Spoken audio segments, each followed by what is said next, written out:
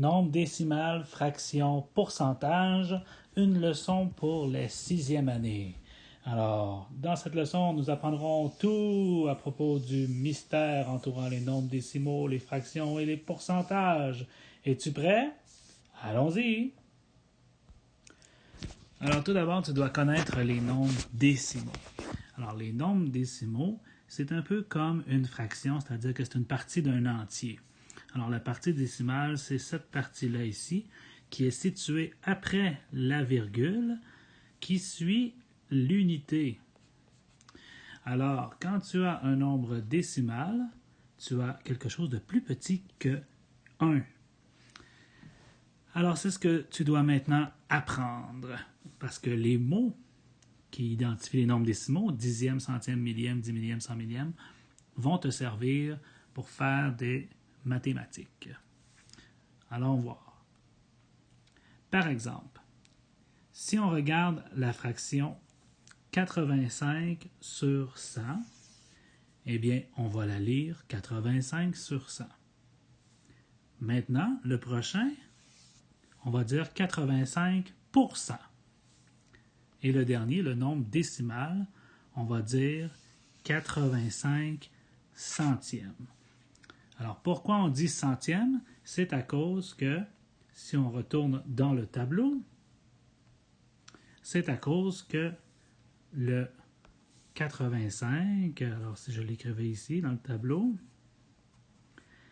le 85 se termine à la position centième. Et c'est comme ça qu'on lit un nombre décimal. Donc ici, je dirais 85 et je dis le mot centième, qui est la position du 5, le dernier chiffre des nombres décimaux. Comme tu peux voir ici, le vocabulaire se ressemble. Sur 100, pour 100, centième. Et c'est parce que tout ça est, bien sûr, égal. C'est-à-dire que tout ça représente la même chose, mais de manière différente. Alors voilà. Ici, on a quelques exemples.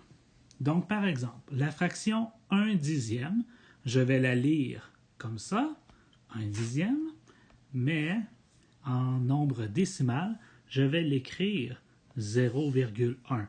Comme on a dit tantôt, dans le tableau, on va dire 1 dixième. Donc, on a dit la même chose pour nos 3 en fait. Tous les 3, c'est 1 dixième. Si on transforme cette fraction-là, 1 dixième, dans une fraction équivalente sur 100, alors nous allons faire fois 10 et fois 10 ici. Donc, 1 fois 10, ça me donne 10. Et 10 fois 10, ça me donne 100.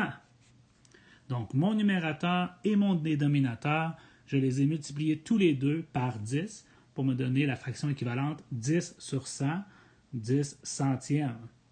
Et donc, je peux dire ça, 10 centièmes. Alors ici, 10 centièmes ou 10 centièmes comme ça. En nombre décimal, je l'écrirai comme ça, 0,10. Et en pourcentage, 10%. Un petit détail, dans un nombre décimal, on n'a pas besoin de mettre un 0 à la fin. Donc, normalement, on n'écrirait pas ça. On écrirait 0,1. C'est la même chose pour un nombre entier. Tu n'écrirais pas 0,28. Tu écrirais seulement 28. OK? Alors, un 0 à la fin d'un nombre décimal est inutile, mais parfois il est pratique. Si on additionne, si on soustrait des nombres décimaux, parfois d'ajouter le 0 va nous permettre de ne pas faire d'oubli. Alors voilà. D'autres exemples. Donc le 1 dixième qu'on vient de faire, qui est devenu sur 110 centièmes, 10% ou 0,1, parce que je n'ai pas besoin de mettre le 0 inutile ici, on l'a dit. Maintenant, 1 vingtième, alors ici j'ai une fraction sur 20, je veux la transformer en pourcentage ou en nombre décimal, alors je la transforme sur 100. Donc pour ça, je me dis j'ai combien de 20 dans 100?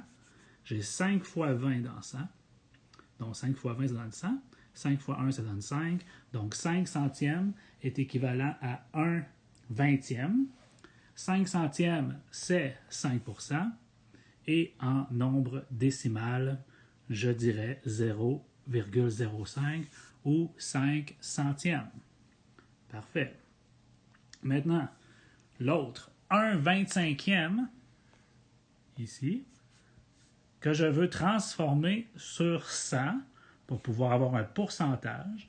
Alors, j'ai fait 4 fois 25 qui donne 100, et je fais la même chose en haut, 4 fois 1 donne 4. En anglais, on peut utiliser le mot quarters, parce que ça, c'est 25 cents. Alors, il y a 4 25 cents pour faire 1 $. Alors, ça peut t'aider à te rappeler ici que quand tu as 25, tu fais fois 4. Un petit truc. Donc, on a obtenu 4 sur 100, ce qui nous donne en pourcentage 4%, et en nombre décimal, 4 centièmes, 0,04. Supposons que j'ai la fraction 1 cinquième. Je pourrais décider de la transformer en dixième ou en centième pour pouvoir l'écrire en nombre décimal. Parce qu'un nombre décimal, c'est dixième, centième, millième.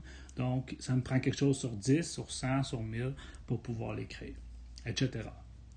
Donc, si je prends 1 cinquième que je transforme sur 10, alors je vais multiplier numérateur et dénominateur par 2, ce qui me donne 2 dixièmes.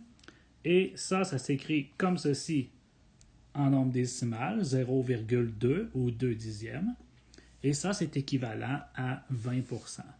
Ça va me donner évidemment la même chose si je choisissais de transformer tout de suite ma fraction sur 100. Donc, 5 fois 20 donne 100. 1 fois 20 donne 20. Alors ça, c'est ma fraction sur 100, 20 centièmes. Ça s'écrit, comme j'ai écrit en gris ici, 0,20. Mais comme on vient d'apprendre, le 0 à la fin d'un nombre décimal est inutile. Alors, je peux tout simplement écrire 0,2 ou 2 dixièmes. Mais ça m'aide peut-être à écrire que mon pourcentage est 20%. Bref, pour convertir un nombre décimal d'une fraction, il faut trouver une fraction équivalente sur 10, dixième, ou sur 100, centième. Un pourcentage, en fait, c'est une fraction sur 100, mais on utilise un symbole, le symbole pourcent, pour l'écrire. C'est tout, mais c'est la même chose qu'une fraction sur 100. Voilà, c'est tout. Alors maintenant, c'est à toi de jouer. Bonne étude!